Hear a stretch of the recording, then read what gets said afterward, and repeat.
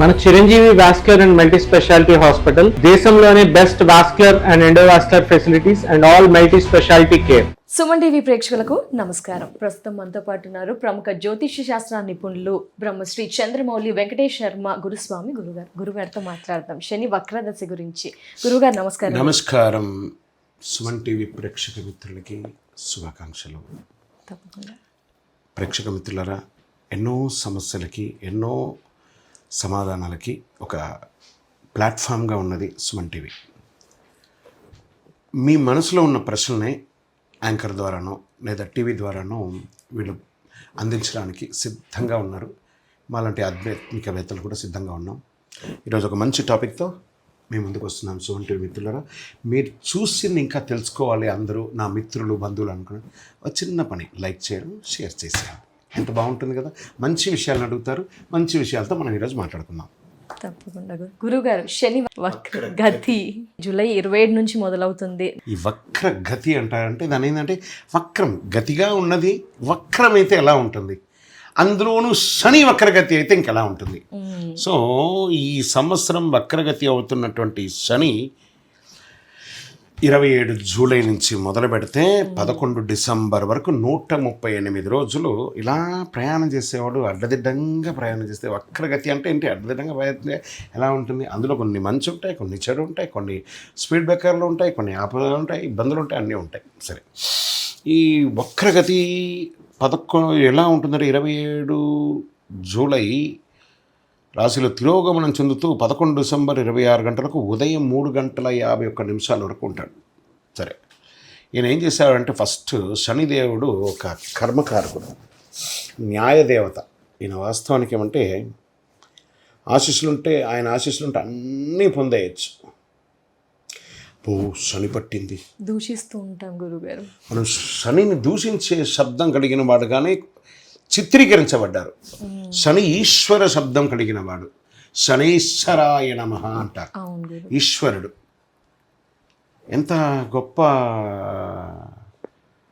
విషయం అంటే, నీలాంజన సమాభాసం రవిపుత్రం అంటే ఆయన దుష్టుడైతే ఆదిదేవుడైనటువంటి రవికి పుత్రుడయ్యాడు.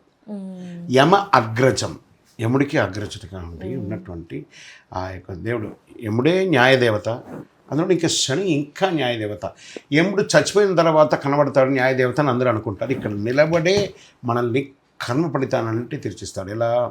ఏళ్నాడు శని రూపంలో, అర్ధాష్టమ శని రూపంలో, అష్టమ శని రూపంలో, కంఠ శని రూపంలో, జన్మ శని రూపంలో ఇలా చూస్తుంటాడు.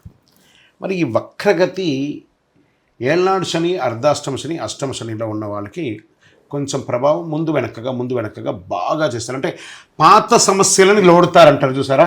ఇలా పోయాడు సమస్యలు ఇచ్చి మళ్ళీ తిరిగి వస్తే మళ్ళీ ఎక్కువ సమస్యలు, కొంచెం గెలుపుతాడు. ఎక్కువ సమస్యలు రాదు. నువ్వు నన్ను మర్చిపోయావారా అని వచ్చి ఒక్కసారి ఇలా మనం వంట చేస్తూ ఉండగా అన్ని కలిపేస్తాం. లాస్ట్ మినిట్లో వడ్డించినప్పుడు ఏం చేస్తాం? మళ్ళీ ఒకసారి కలపనంట కదా, అలా కలుపుతున్నాడు మీ సమస్యలు అన్నింటి. అంతే, ఉన్న సమస్యలు, కొత్త సమస్యలు ఏది ఇవ్వడు. ధైర్యంగా ఉండండి. శని తిరోగమనం అంటే ఏదో అయిపోతుందని ఊహించుకోకర్లేదు. జస్ట్ కలుపుతున్నాడు అంతే. పైకి కిందకి షఫ్లింగ్ అంటారు చూసారా, ఆ షఫ్లింగ్ మాత్రమే చేస్తాడు. ఎవరెవరికి మళ్ళీ చెప్తున్నా, ఏళ్నాడు శని ముగించబోతుంది. ఎవరెవరికి ముగించబోతుంది? చక్కగా కుంభరాశికి ఆల్మోస్ట్ ఆల్ ముగించబోతుంది. మకరానికి ఎప్పుడో అయిపోయింది. మీనరాశికి మిడిల్ స్టేజ్లో ఉంది. మేషరాశి వారికి ప్రారంభంలో ఉంది. సో మీరు కాస్త జాగ్రత్తగా ఉండండి. మిమ్మల్ని కలపడం, ఇలా వంట కలిపినట్టు కలపడం మాత్రమే జరుగుతుంది. ఓకే, ఇంకా అష్టమ శని ఎవరికి ఉంది? సింహరాశి వారికి ఉంది. జాగ్రత్త. వెంటనే కన్యారాశికి స్టార్ట్ అవబోతుంది త్వరలో. సింహరాశి వారికి, ఈ సింహరాశి వారికి ఇలా కలపడమే. రైట్. అర్ధాష్టమ శని ఎవరికి ఉంది? ధనుసు రాశికి ఉంది. ఈ ధనుసు రాశి వారికి ఉంటుంది. తర్వాత మీ యొక్క జన్మంలో శని దశ కానీ, శనిలో శని కానీ, లేదా ఏ గ్రహానికిలోనూ శని ఉంటే అక్కడ కొంచెం ఇట్లా షఫ్లింగ్ అనేది ఉండబోతుంది.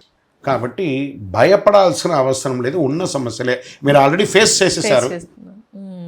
దాన్ని కొంచెం జాగ్రత్త, నేనున్నానని చూపించడానికి ఒక కారకుడుగా ఉన్నటువంటి ఈ క్రమశిక్షణతో ఉంటాడండి. నా ప్రతి ఒక్క వ్యక్తి జీవితంలో ఉన్నత స్థానాలు జరగడం. అదే సమయంలో శనిదేవుని ప్రభావం ప్రతికూలంగా ఉంటే కష్టాలు ఎలా ఉంటుందో మనకి ఇక్కడ భూమిలోనే మొత్తం చూపించేస్తాడు. కాబట్టి సుమన్ టీవీ ప్రేక్షక మిత్రులారా, ఇది శని వక్రగతి వల్ల ఏదో అయిపోతుంది అంటే ఇది ప్రకృతిలో కూడా ఏమైనా ఇంపాక్ట్ పడుతుందా అంటే ఎస్. ఒక చోట విపరీతమైనటువంటి వర్షపాతాలు, అల్లకొల్లాలు, వరదలు, కొన్ని చోట పడుతున్నట్టు పడి వర్షాలే లేకుండా నీళ్లు లేకుండా పడుతూ ఉన్నటువంటిది. దీని ఇంపాక్ట్ ఎవరి మీద పడుతుంది అంటే వ్యవసాయదారుల మీద పడుతుంది. సరే, వ్యవసాయదారుల మీద పడితే అయిపోయిందా? దాని ఇంపాక్ట్ ఎవరి మీద పడుతుంది? సామాన్య జనులు, మన అందరి మీద పడుతూ ఉంటుంది. కాబట్టి మనం చేయవలసినటువంటి ఒకే పని ఏమంటే, శనైశ్వర దేహి మే బుద్ధి వైశిష్ట్యం, దేహి మే నిత్య యౌవనం, దేహి మే పరమానందం, దేవదేవ జగత్పతే అని ఆయన ప్రార్థన చేయడం.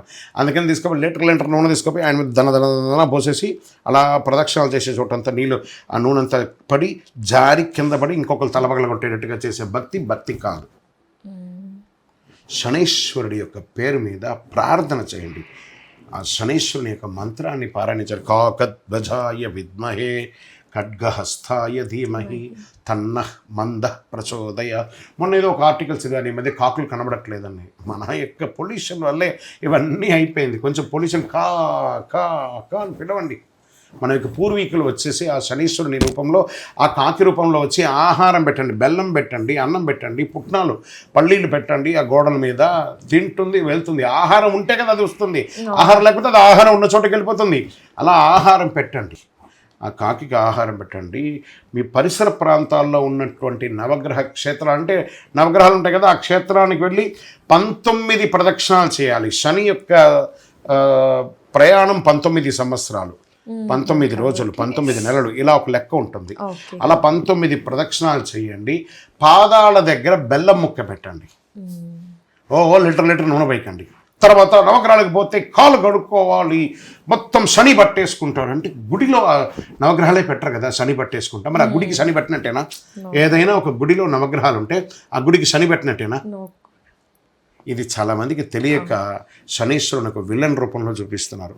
ఒకటే గుర్తుపెట్టుకోవాలి భక్తులారా, మీరు తెలుసో ఆ నవగ్రహాలు తిరుగుతూ ఆ దేవుడి మీద నూనె పోస్తారు కదా, అది కారి కింద పడుతూ ఉంటుంది.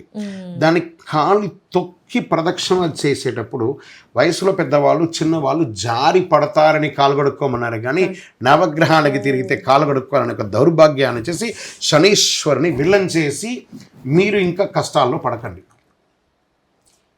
నవగ్రహాలు తిరిగితే కాలు కడుక్కోవాలి కాదు, నూనెకి జారి కాలు పడతారని కాలు కడుక్కోమన్నారు. కానీ నవగ్రహాల వల్ల ఏ దోషం లేదు. నవగ్రహాలు 27 నక్షత్రాలు, 12 రాసులు, 9 గ్రహాలు, అష్టదిగ్బాలకుల్లో మనం ఎందులోనో ఒక చోట ఉన్నాం. మీరు ఏ గ్రహాన్ని తప్పుపట్టినా ఆ గ్రహం యొక్క దోషం ఇలా తప్పుపట్టడం వల్ల వస్తుందే కానీ కాలు కడుక్కుంటే రాదు. అది బాగా గుర్తుపెట్టుకోవాల్సిన ఒక విషయం. శని వక్రగతిలో ఏం చేయాలి? శనిదేవుని ప్రార్థించాలి, నీల వస్త్రం ధరించాలి, బెల్లం నువ్వులు ఉండ తయారు చేసి పేదవాళ్ళకి పంచాలి. అన్నిటికంటే దూషించడం మానాలి, పనికిరాని మాటలు మాట్లాడడం మానేయాలి. పరోపకారార్థే ఇదం శరీరం అన్నట్టుగా ఇతరుల కోసం సహాయం చేయండి. శని వక్రగతి ఏందండి? శని సంపూర్ణ అనుగ్రహ వర్షాన్ని కురిపించేస్తాడు శని భగవానుడు. ఆయనకంటే ఇచ్చే దేవుడు ఇంకొకటి లేడు. శనిని ఒక్కసారి ప్రేమించి చూడండి, అద్భుతాలు జరుగుతాయి. విజయోస్తు. తప్పకుండా. ధన్యవాదాలు గురువు గారు. నమస్కారం.